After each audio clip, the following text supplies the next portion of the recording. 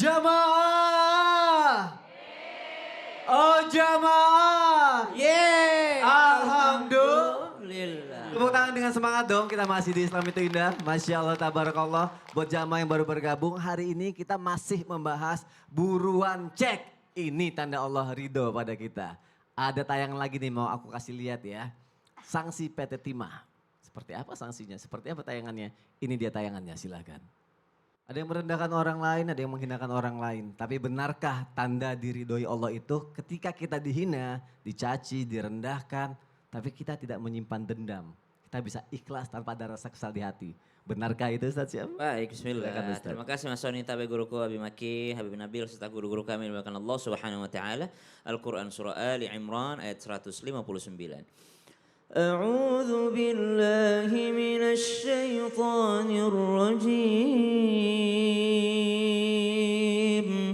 Allah.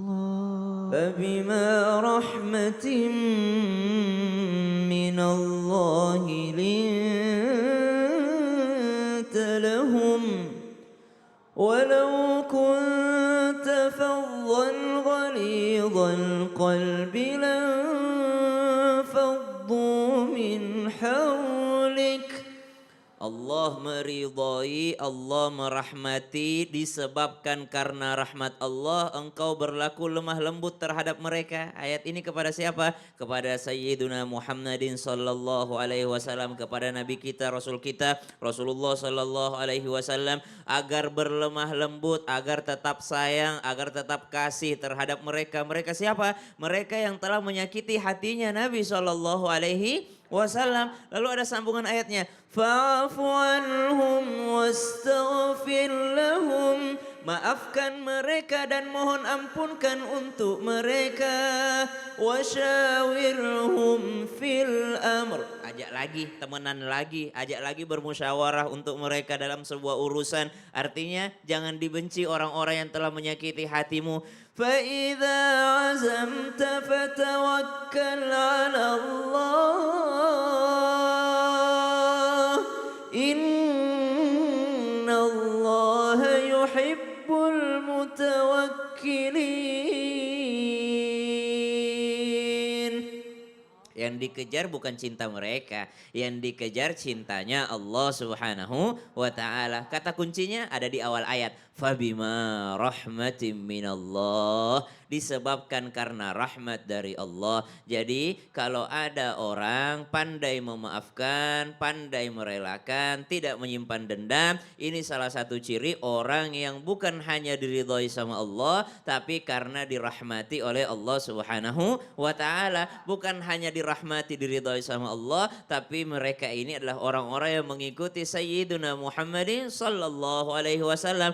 Pernah kita dengar kisah cicit daripada Rasulullah sallallahu alaihi wasallam ketika beliau tertimpa sebuah buat nuangin air wudhu kepada beliau, lalu beliau terkena pelipisnya sampai berdarah. Beliau dibacakan daripada ayat ini, daripada ayat alladzina yunfiquna fis sarra'i wad dharra'i wal kadhiminal ghaidh wal 'afina 'anil nas. Beliau menahan amarah, beliau memaafkan, lalu membebaskan budaknya, justru berbuat baik ketika dijahatin. Kenapa berbuat baik? Karena beliau mengejar cintanya Allah, bukan cinta manusia. Tapi kalau sempat kesel dulu, marah dulu, dendam dulu, akhirnya baru sadar deh gitu. Akhirnya gak ngelakuin kayak gitu lagi. Manusiawi, kesel, marah, tapi apa yang menyadarkannya? Oh, saya bukan mengejar cinta dia, saya ngejar cintanya Allah. Baru itu termasuk diridhoi Allah ya. Insya Allah. Terima kasih Yuk, Ustaz sama-sama, Syam. Mas Tepuk Sani. tangannya dong untuk guru-guru kita. Masya Allah, tabarakallah. Langsung aja deh. Ini pasti ada lagi yang mau curhat ya. Yuk kita masuk lagi ke segmen curhat dong Ustadz. Iya. Kami curhat. Betul. Yang mau curhat aku pilih aja ya sekarang ya. Karena suka belum dipilih tak angkat tangan, boleh kalau gitu deh. Sini ibu ikut saya ibu, izin ibu. Coba kasih salam. Sini saya nggak gigit kok. Nah sini. Nah coba lihat kamera. Bisa kasih salam dulu masyarakat Indonesia terus sebutin nama ibu. Terima kasih. Sama-sama. Nama saya Farida. Iya. Assalamualaikum. Nama saya Farida, pekerjaan Assalamualaikum. taklim, Ah, pengurus Masjid Taklim. iya assalamualaikum jamaah gitu. Assalamualaikum jamaah. Waalaikumsalam gitu. Nama Ibu Farida. Ya betul. Ya mau curhat apa? Coba deh dibantu deh. Habib, izin Habib. Baik, siap. Abi Maki, izin Ustaz Abi Maki. Iya. Bu, lihat kamera Bu, biar masyarakat Indonesia tahu wajah ibu. Nah, boleh langsung curhat. Terima kasih Ya. Ustadz yang mau saya tanyakan. Baik, baik. Ini karena saya pengurus Majelis Taklim, pernah Masya Allah. beberapa orang curhat kepada saya Masya Allah. tentang yang anak di luar nikah, Ustaz. Nah, jadi anak di luar nikah itu kalau dulu saya dengar atau kami dengar itu bahwa usianya sudah bergerak-gerak di hamilnya itu baru namanya dia bernasab ke ibunya. Tapi begitu kami dapat edaran bahwa apabila anak yang memang dilahirkan dibikinnya sebelum nikah, maka dia tetap bernasab kepada ibunya. Jadi apakah itu benar, Ustaz? Kemudian tentu berkaitan dengan bagaimana dia akan nikah kalau anaknya perempuan. Itu saja, Ustaz. Oke, itu aja dulu ya sementara ini ya. Iya. Ah, gimana Habib Nabil? Iya baik, bismillahirrahmanirrahim. Jadi satu hal para pemirsa ini bukan hanya mewakili ibu yang bertanya. Buat kita semuanya, hati-hati dengan pergaulan yang dilarang oleh Allah Subhanahu wa taala. Tadi Ibu berikan contoh sampai ada kejadian, mungkin bahkan banyak kejadian. Bahkan sekarang saya baca di berita, bahkan dari SMP sudah hamil di luar nikah, SMA hamil di luar nikah. Ini seperti apa sebetulnya? Dalam Islam dilarang berhubungan suami istri tanpa adanya ikatan yang sah, yaitu pernikahan. Nah, saya ingin pesankan adik-adik, anak-anakku sekalian, coba jaga. Di dalam Islam itu jangankan tadi sampai yang ibu ceritakan hamil di luar nikah, sedangkan melihat saja itu dengan syahwat dilarang. Qul lil mu'minina yaghuddu min absarihim wa yahfadhu furujahum. Katakan orang mukmin laki-laki untuk menundukkan pandangan, ya, kemudian menjaga jangan sampai kemudian memandang bukan syahwat. Kenapa? Kalau dari pandangan nanti kemana Bu? Dari mata turun ke hati. Akhirnya kemudian terjadilah hal yang dilarang. Wa kullil mu'minati yaghdudna min absarihin. Katakan kepada wanita mukminah juga untuk menundukkan juga pandangan mereka. Kalau memandang saja tidak boleh, apalagi menyentuh. Kalau udah menyentuh terlanjur. nggak boleh, apalagi sampai menghamili. Nah, Udah jadi terlanjur. ini semua terjadi karena tadi pergaulan yang tidak baik. Nah, Ya. bagaimana kalau kemudian sampai akhirnya tadi Ibu katakan, kemudian terus sampai hamil ya di luar nikah. Bagaimana nasabnya? Sebagian ulama menyatakan ya bahwa kalau memang laki-laki itu mengakui bahwa itu adalah anaknya, ya kemudian sampai kemudian akhirnya lahir, maka nasabnya sebenarnya kepada laki-laki itu tadi. Nah, tapi yang perlu kita jaga adalah kalau misalnya laki-laki tidak mengakui lalu perempuannya menyatakan begitu, nah ini nanti ibu bermasalah sampai besar. Kenapa? Walinya harus wali hakim, nggak boleh wali sama orang tuanya, ya sama ibunya. Wali tetap wali hakim, ibu nggak bisa mewalikan anaknya, harus laki-laki. Demikian. Wallahu a'lam. Ustaz Abi nambahkan. Jadi sebenarnya, jadi si bapaknya nggak ngakuin, Di atas. bapaknya tidak mau mengakui gitu ya? Bapaknya ngakui. Tas. Ngakuin? Malah nikah dia. Oh akhirnya nikah. Nikah. Jadi apa nikahnya mesti diulang atau gimana itu, Ustaz. Kemudian yang tadi saya tanyakan tentang yang dinamakan anak yang bernasab ke ibunya itu apa? Hamilnya itu baru dibikin atau yang sudah 4 bulan atau gimana itu? Gimana Ustaz? Abi? Ya, izin Habib.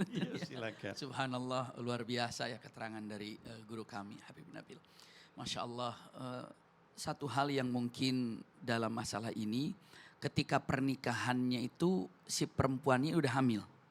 Setelah itu berapa bulan perempuan itu hamil pas Di atas. dinikahkan? Di atas berapa bulan? Berapa bulan setelah dinikahkan setelah hamil ya? Ada yang 5 bulan, Tas. Nah, iya. Ada yang malah 8 bulan. Punten, iya. Kalau melihat daripada beberapa ulama, ya, ada dua pendapat. Yang pertama, haram wanita yang hamil dinikahkan. Itu makanya ini karena punten sebagai hukuman bagi yang berzina tadi. Tapi melihat pendapat Imam Syafi'i, kalau keliru disampaikan Habib, ya. Kalau misalnya dengan mengatakan di 4 bulan, ya, hanya Imam Syafi'i mengatakan membolehkannya dengan syarat dengan laki-laki yang menghamilinya. Tapi kalau bukan laki-laki yang menghamil tidak boleh. Tapi kalau sudah sebelum 4 bulan ini kan seperti tadi nasabnya ke ayahnya. Tapi kalau sudah 4 bulan lewat itu nasabnya ke ibunya. Wallahu alam. Namun ada yang mengatakan sampai 6 bulan. Sampai 4 atau 6 bulan. Apakah setelah itu harus dinikahkan kembali gitu ya. Setelah menikah seperti itu. Setelah menikah 4 bulan. Lalu apakah harus dinikahkan kembali? Beberapa ulama mengatakan enggak. Karena memang sudah sah. Iya, tapi untuk yakin saya menikah lagi silahkan. Namun yang jelas ini adalah sebagai peringatan sebagai orang tua tolong jaga yang namanya anak. Untuk masalah zina mengatakan wala taqrabuz zina, bukan matan jangan berzina tapi jangan mendekati perbuatan zina. Handphone apabila mendekatkan ke zina haram itu handphone itu. Iya, betul. Tayangan televisi kalau mengakibatkan perbuatan zina itu haram jadinya. Karena diharamkan itu bukan hanya sekedar zinanya, apa yang mendekatkan ke dalam perbuatan zina itu haram. Iya, jadi jangan bilang handphone haram nanti dekat begitu ya. Nah, hati-hati jadi yang mendekatkan. Mendekatkannya nggak boleh ya, Bi ya. Haram, betul. Seperti itu. Terima kasih. Insya Allah terjawab ya Bu ya, Insya Allah ya. Masya Allah, terima kasih sudah mau curhat di sini. Insya Allah juga jadi pelajaran buat kita semua juga nantinya ya. Boleh tepuk tangannya untuk Ibu dong, Masya Allah. Boleh saya minta mic-nya? Habib mungkin boleh sambil nunggu, boleh duduk dulu. Ustaz Ali Maki boleh di sini tetap bersama aku ya Bi. Ya. Aku mau tunjuk lagi satu orang yang mau, sudah angkat tangan saja Ibu. Boleh, ayo sini. Dibantu Ustadz Syam ya, ditemenin sama Ustadz Syam ya. Siap. Ya. Assalamualaikum warahmatullahi wabarakatuh. Waalaikumsalam warahmatullahi wabarakatuh. Nama saya Lis Mulyati dari Masjid Taklim Al-Jihad, Cianjur. Boleh tepuk tangannya biar lebih semangat lagi. Mau curhat apa Ibu Lis? Ini saya punya saudara. Terus suaminya itu udah meninggal. Saya itu punya saudara, suaminya itu udah meninggal tiba-tiba. 2 bulan kemudian itu ada perempuan yang mengaku-ngaku bahwa dia itu udah dinikahi katanya. Terus katanya suaminya itu punya hutang. Kata yang orang tua, yang tua itu ada buktinya enggak, katanya ada saksinya enggak, tapi dia nggak ngasih tahu gitu bahwa dia ada saksi apa. Dianya diem aja gitu. Apakah hutang itu harus dibayar atau tidak Ustadz? Oh, udah ngaku sudah dinikahi, ngaku punya hutang juga lagi ya, itunya ya? Itu. Oh gimana tuh Abi? Gimana Abi? Subhanallah ya. Tapi kan ngakunya tuh udah meninggal. Iya. Iya. Ya tiba-tiba Ada datang saksi. saya istrinya Nah, gitu terus ya. suaminya punya hutang gitu ya? Ya, subhanallah apakah harus dibayar hutang itu? Itu ya. Yang pertama memang kalau secara duniawi harus ada yang namanya isbat ketetapan apa buktinya, catatannya ataupun tulisannya. Bahkan Ada bisa saksi dicek, gitu ya. betul ada saksi. Baru ditanya dengan perkataan atau pertanyaan, ada saksi nggak? Nggak ada. Dari keluarga ada yang tahu nggak kalau almarhum punya hutang? Nggak ada. Secara zahir mengatakan ya tidak ada kewajiban. Iya. Namun bagi keluarga tolong cek apakah ini benar-benar terjadi atau tidak. Kenapa? Kalau memang benar terjadi lalu yang wafat ini karena memang lalai atau lupa, maka silahkan untuk dibayarkannya. Iya, tapi hal ini kalau secara zahirnya tidak bisa karena nggak ada ketetapan.